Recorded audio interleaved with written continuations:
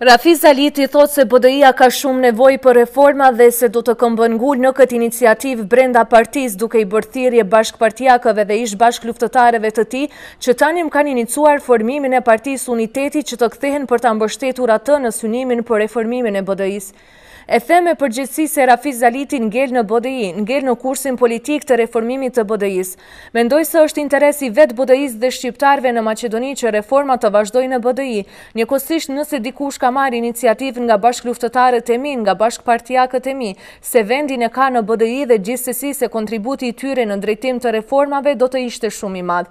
Mbi gjitha unë e shoh si dëm jo vetëm të BDI-s, por edhe të shqiptarëve në Maqedoni, për shkak se coptimi i elektoratit nuk është në interes të shqiptarëve në Maqedoni.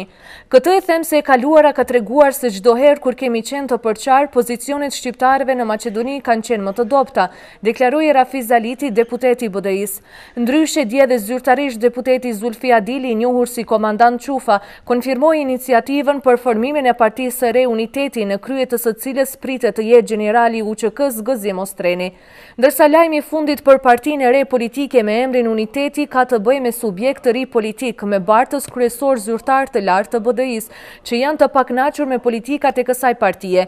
Promovimi i këtij subjekti publikisht u bën nga deputeti deritanishëm i BDI-s Zulfi Adili. Kryetari i Kërçovës Fatmir Dehari, emri i të cilit përmendit në media në mesin e të rebeluarëve në BDI dhe kinse përfshirjes në partinë e re në një prononcim, ka thënë se reforma është një vlerë që kërkohet në çdo institucion dhe organizime politike, por që nuk është ai që do t'i diktojë këto reforma.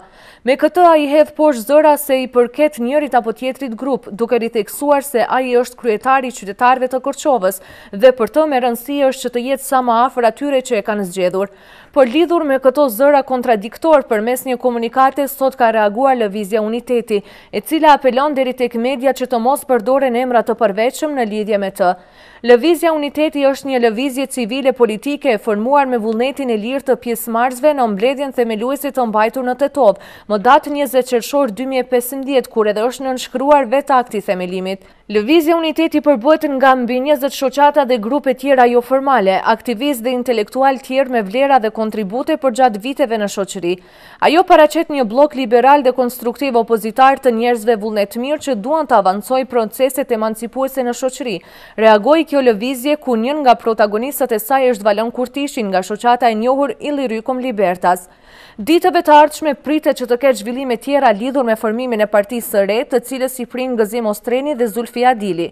BDI ende nuk ka dalur me qendrim zyrtar lidhur me këto pakënaqësi.